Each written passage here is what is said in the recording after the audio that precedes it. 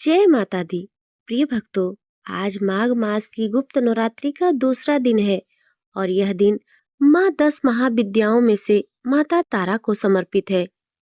मान्यता है कि जो मनुष्य इस दिन माँ तारा जी की कथा का श्रवण करते हैं और पूजा व्रत करते हैं, तो माता रानी उन भक्तों को भयंकर विपत्ति से मुक्ति दिलाती है और साथ ही लंबी उम्र का आशीर्वाद प्राप्त होता है। इसी के साथ घर में सुख समृद्धि आती है। तो आज मैं आपको सुनाने जा रही हूँ गुप्त नवरात्रि में सुने जाने वाली माँ तारा की बड़ी ही दुर्लभ कथा।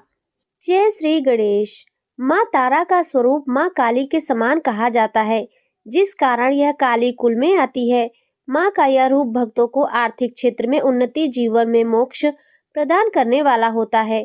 प्रिय भक्तों, यह कथा उस समय की है जब माता सती अपने पिता के घर जाने के लिए भगवान शिव से जिद करने लगती हैं, क्योंकि माता सती ने पिता दक्ष ने महायज्ञ का आयोजन किया था, उसमें शिव जी को बुलाया ही नहीं।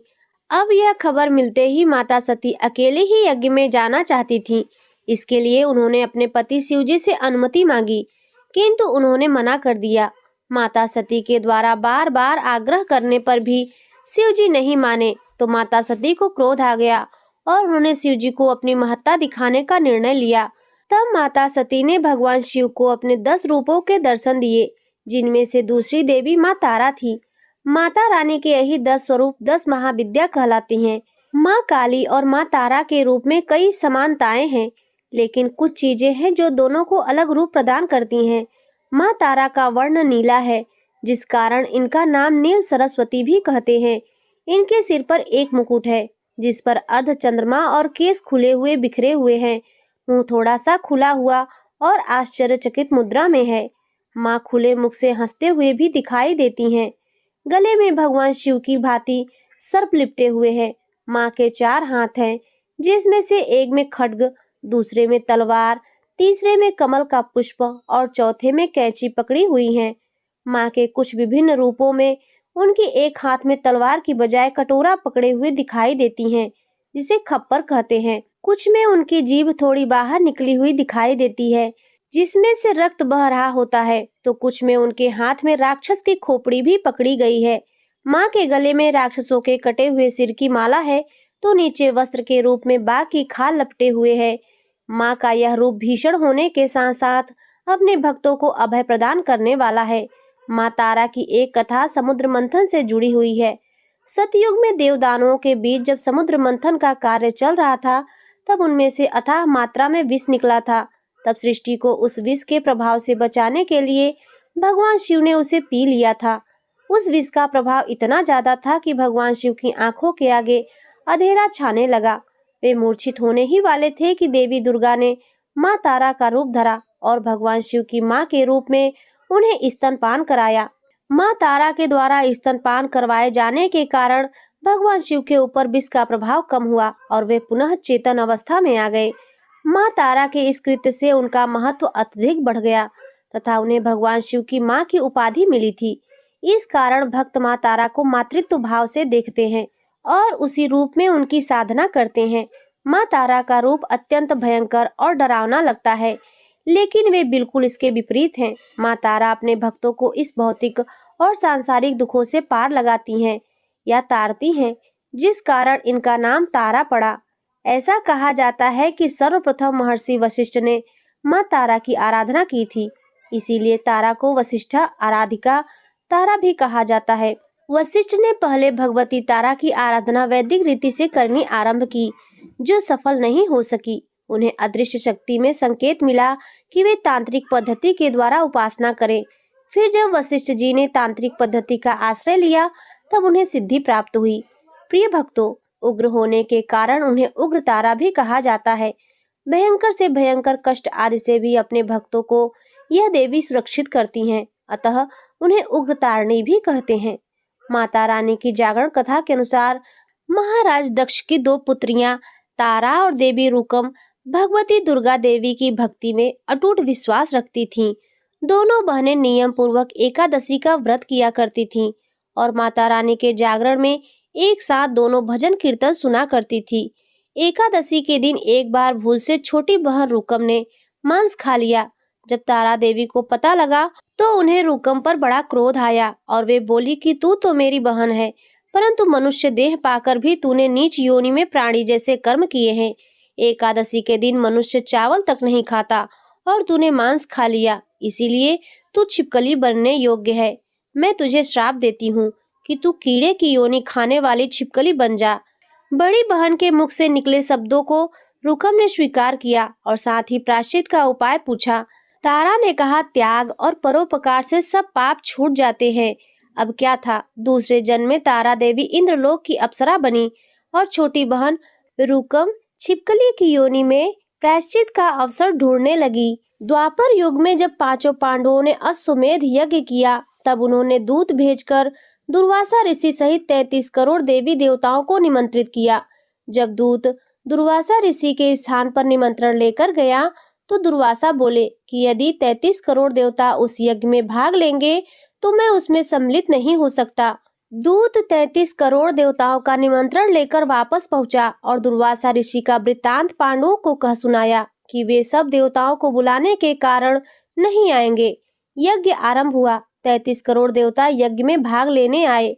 उन्होंने दुर्वासा ऋषि जी को न देखकर पांडवों से पूछा कि ऋषि को क्यों नहीं बुलवाया। इस पर पांडवों ने नम्रता सहित उत्तर दिया कि निमंत्रण भेजा था, परंतु वह अहंकार के कारण नहीं आए। यज्ञ में पूजन हवन आदि निर्विघ्न संपन्न हुए। भोजन के लिए भंडारे की तैयारी होने लगी। दुर्वासा ऋषि ने देखा कि पांडवों ने उनकी उपेक्षा कर दी है, तो उन्होंने क्रोध करके पक्षी का रूप धारण किया।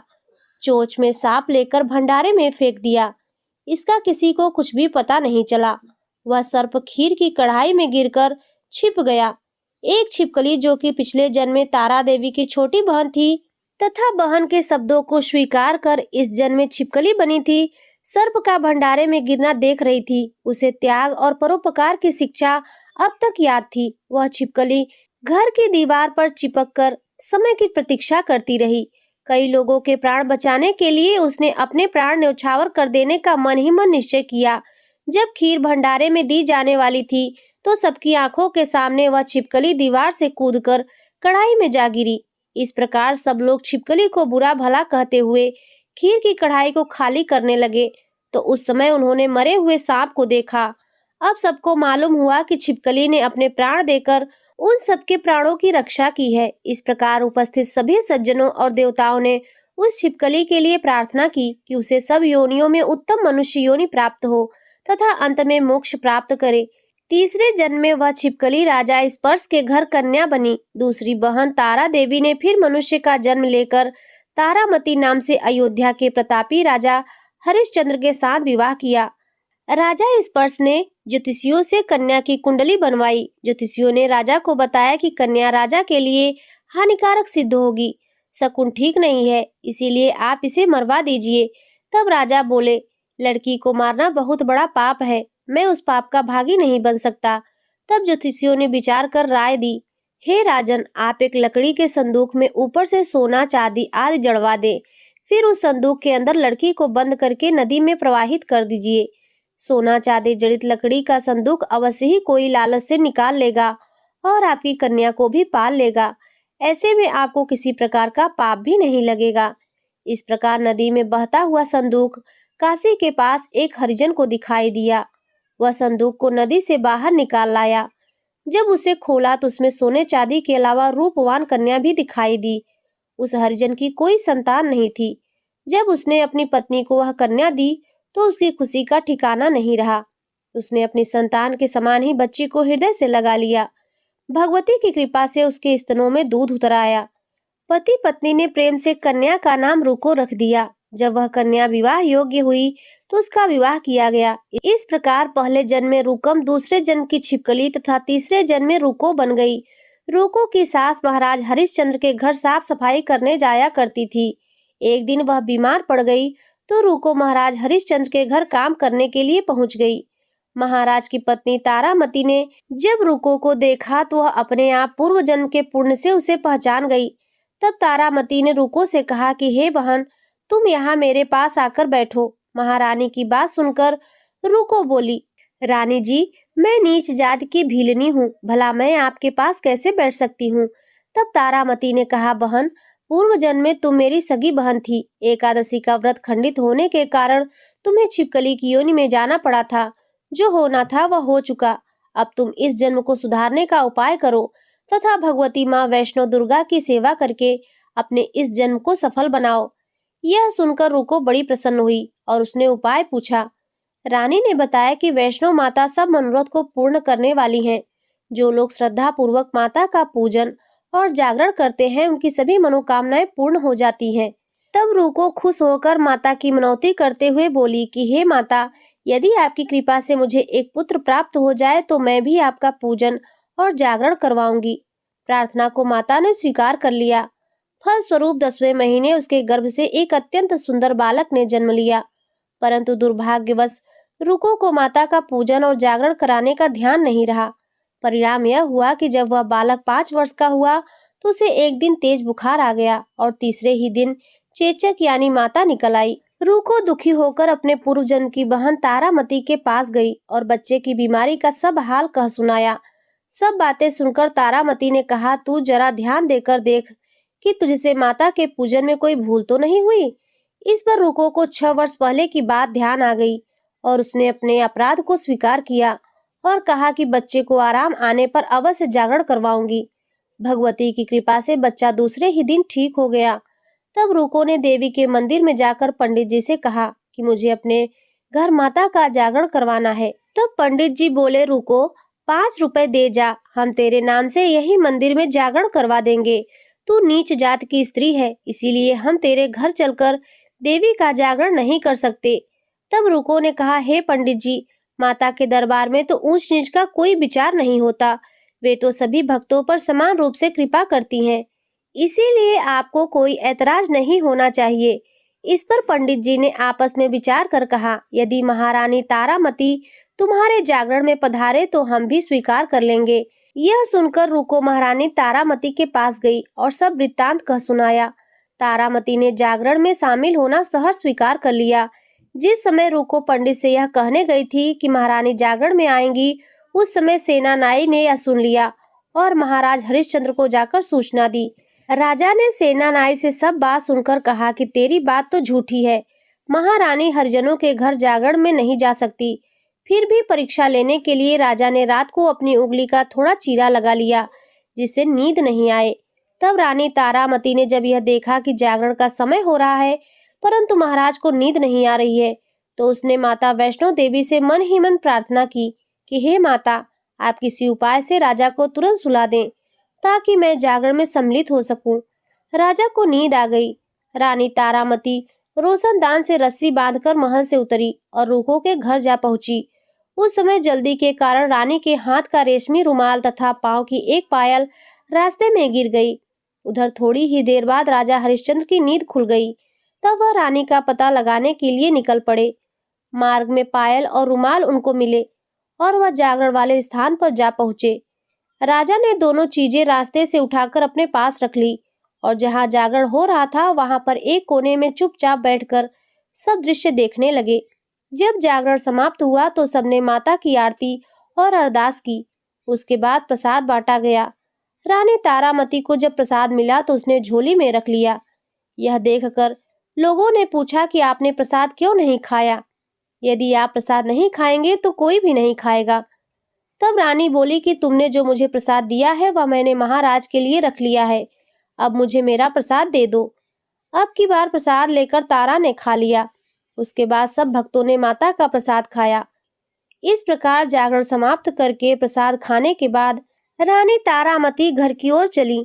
तब राजा ने आगे बढ़कर रास्ता रोक लिया और कहा कि तुमने नीच के घर का भोजन खाकर अपना धर्म भ्रष्ट किया है। अब तुझे मैं इस घर में कैसे रखूं? तूने तो कुल की मर्यादा और मेरी प्रतिष्ठा का कोई भी ध्यान नहीं रखा। जो प्रसाद तू अपने झोली में रखकर मेरे लिए लाई है उसे खिलाकर मुझे भी अपवित्र करना चाहती है।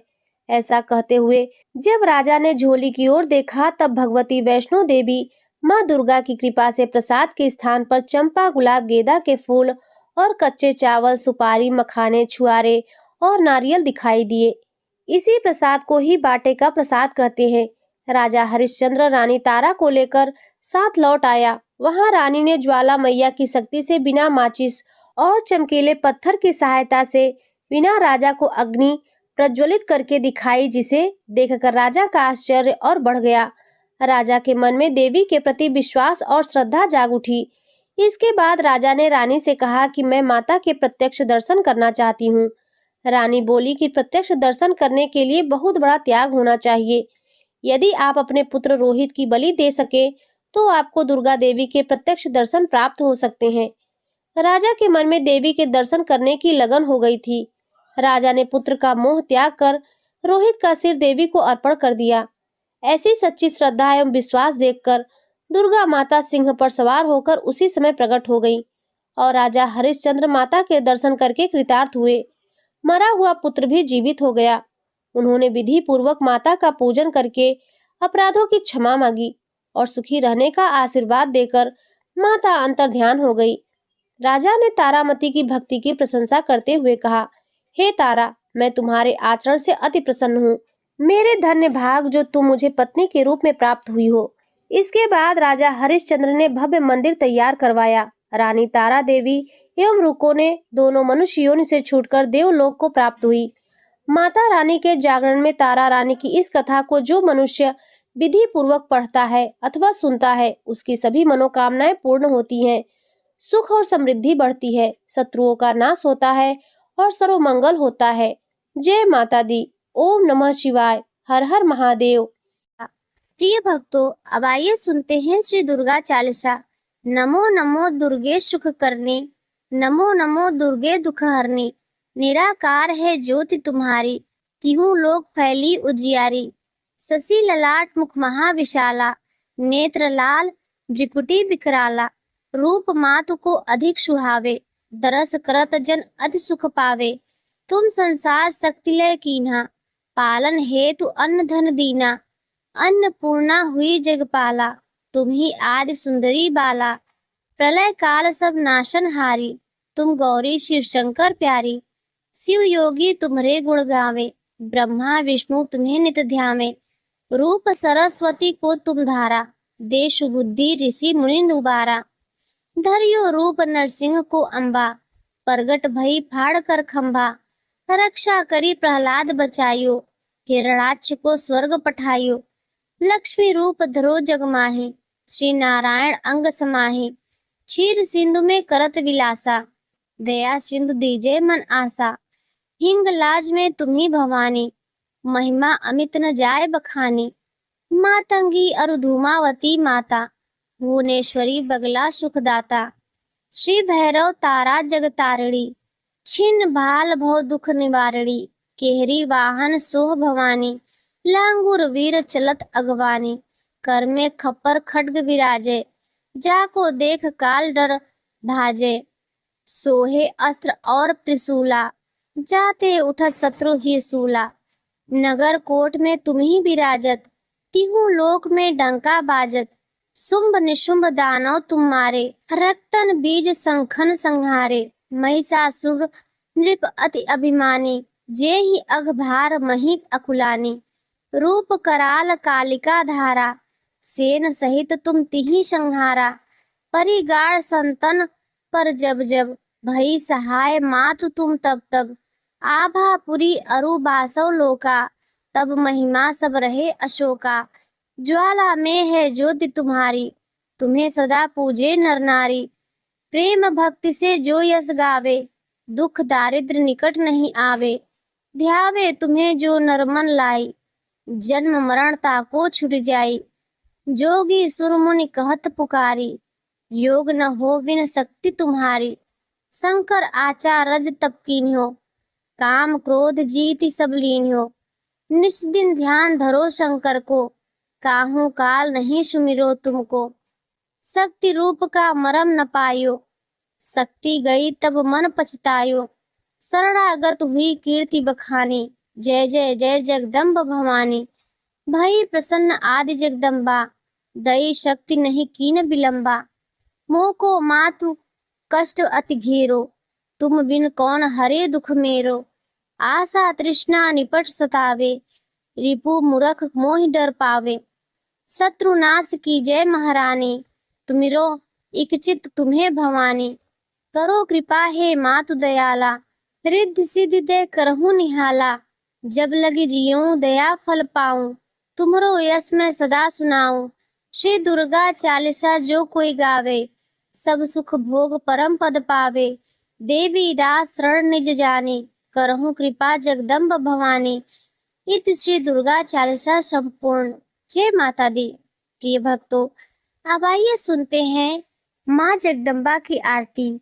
उसके बाद क्षमा प्रार्थना के साथ इस अध्याय को जय अम्बे गौरी मैया, जय श्यामा गौरी।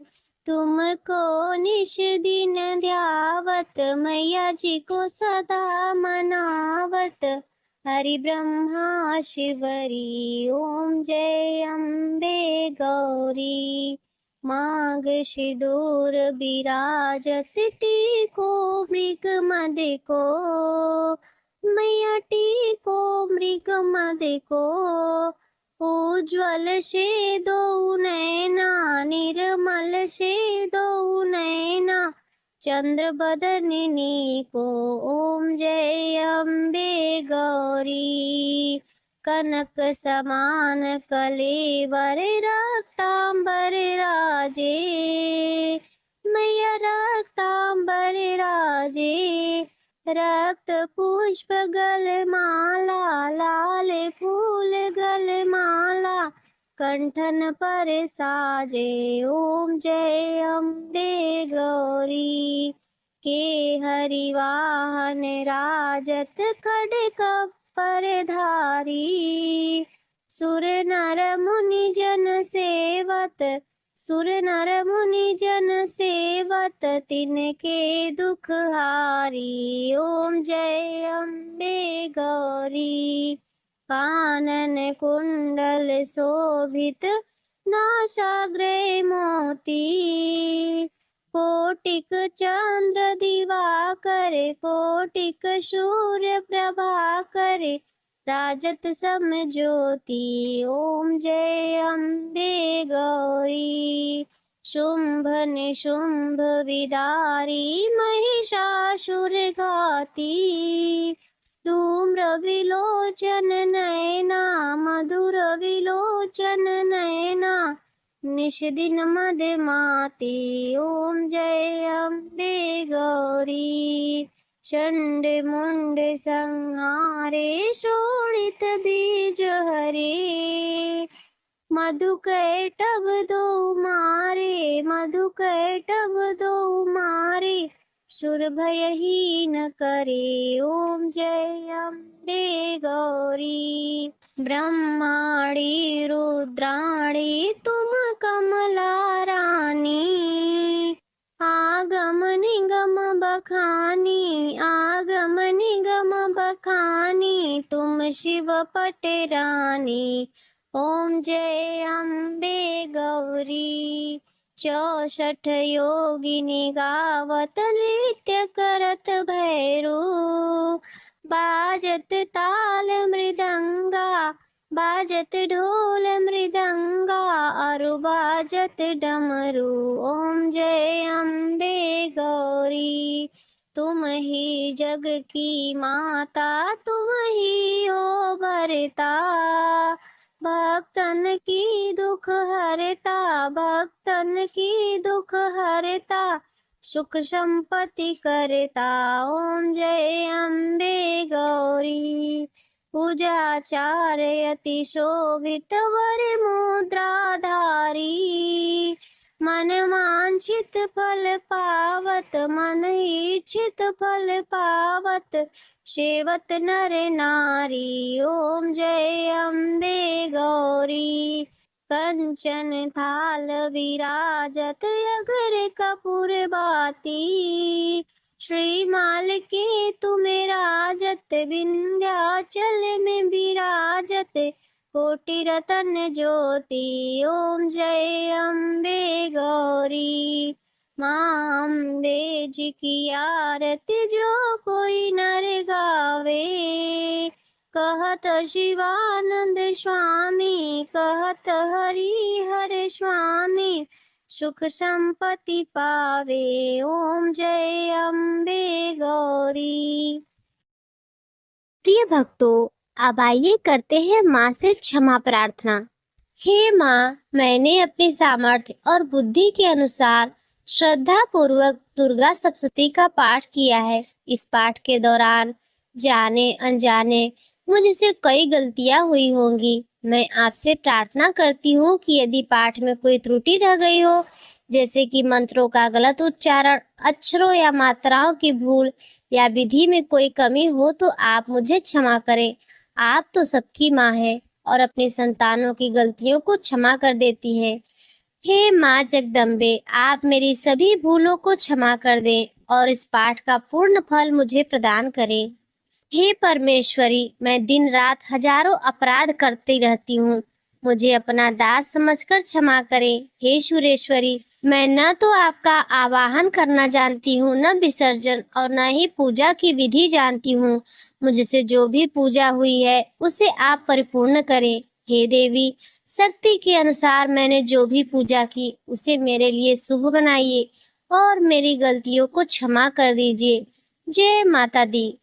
प्रिय भक्तों, माता रानी की अनंत कृपा आप सभी पर सदैव बनी रहे। जिसने भी श्रद्धा भक्ति भाव से आज के इस अध्याय को सुना, माँ भगवती उनके जीवन में सुख समृद्धि और मंगलमय ऊर्जा का संचार करे। माँ भगवती का आशीर्वाद और आपके परिवारजनों पर हमेशा बना रहे। तो प्रिय भक्तों, यह कथा यहीं पर संपन्न होती है। अगर आज की कथा आपको अच्छी लगी हो तो वीडियो को लाइक जरूर करें। चैनल पर पहली बार आए हो तो सब्सक्राइब भी कर लें और कमेंट में जय माता दी अवश्य लिखें।